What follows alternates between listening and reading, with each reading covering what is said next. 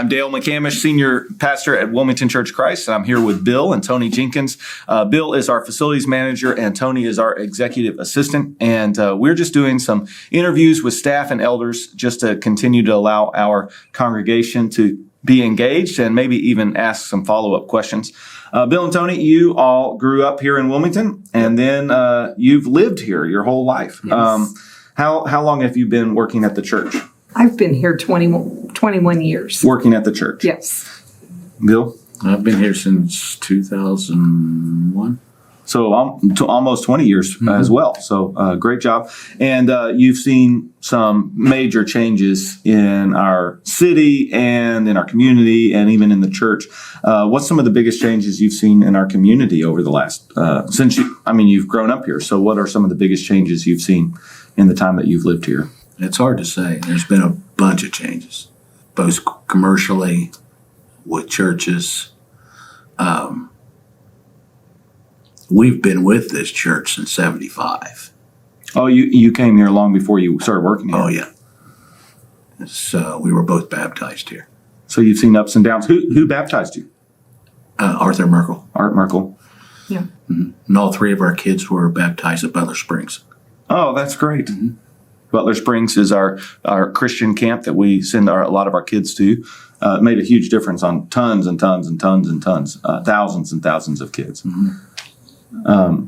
And your kids now, they've had kids, and now you've got some grandkids that you're helping to take care of. Mm-hmm. I want to come back to that, what you've seen maybe stick out to your mind about some changes, but I know that you've been helping as good grandparents do, helping with your grandbabies. So what's one thing that you're helping with your grandkids during the pandemic? I'm keeping them every Friday, the ones that need kept. Yeah. And then you've allowed me to take care of them here at times. Oh, yeah. We've got a kind of a family atmosphere with our staff and office. And if kids have to come in, kids have to come in. Yeah. If they're stressed with something, they've got to go do something, they don't have anybody, we'll take the kids anytime. Yeah, yeah. And we just try to fill in where they need us. Yeah, that sounds like good grandparents. Mm-hmm. So back to the changes. Mm-hmm. Wilmington. What's one big change that sticks out to you? And you can't say Bob and Carl's isn't there, or the old Bob and Carl's isn't there, or the old Bob and Carl's isn't there. You can't use that one. For me, it's the homeless situation. Oh, okay. Seeing people out on the trail that, they camp out there and Sure. That's really shot up in the last couple of years. very much so. Like definitely in the last 10 years. Right. But within the last 5, it has really shot up, seems like. Homelessness. Yeah. What have you seen? What's one thing that sticks out to you? Security. Like, what do you mean? When I was growing up in Wilmington, you never locked your house, you never locked your door. You can't do that anymore. I remember when I was a teenager, I walked all over this town. I knew all the cops, not because they arrested me, but because I was friends with them, and they'd just pull up and talk, where are you heading to, Bill? And I'm heading home. So I don't think our community is unsafe, but definitely we are always concerned and aware of, especially at nighttime, just walking. Yeah.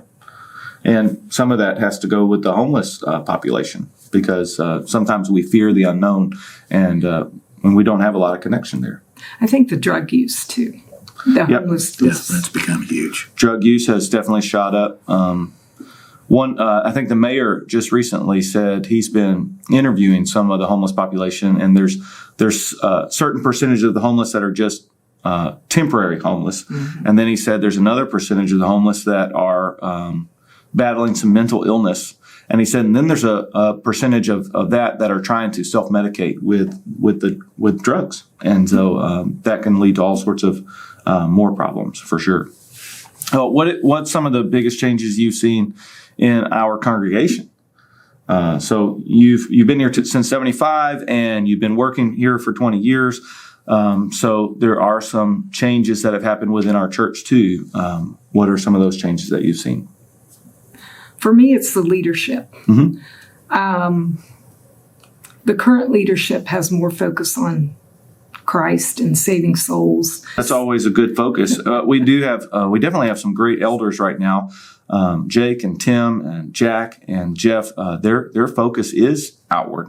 They want to train up our church in the way that we should go and be biblically sound, but they also want new families to come in. They want new people to get to know Christ.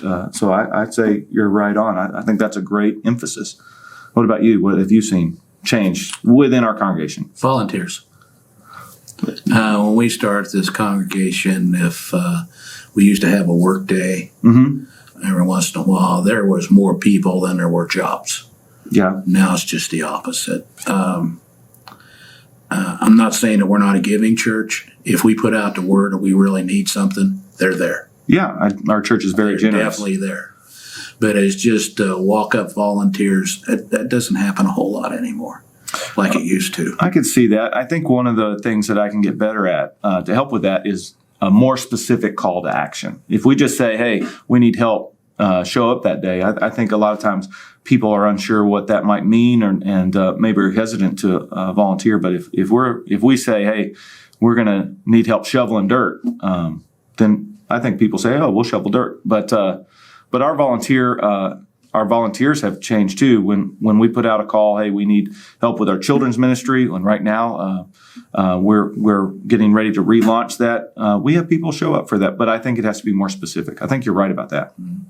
And if we make specific calls, I appreciate you giving me some time and answering some questions today. For us online, if you have more questions for Bill or Toni, you can send us an email, or if you have questions about our church or how you can get even connected to volunteer, fill out a Connect form and we'll help you take your next best step for you or your family.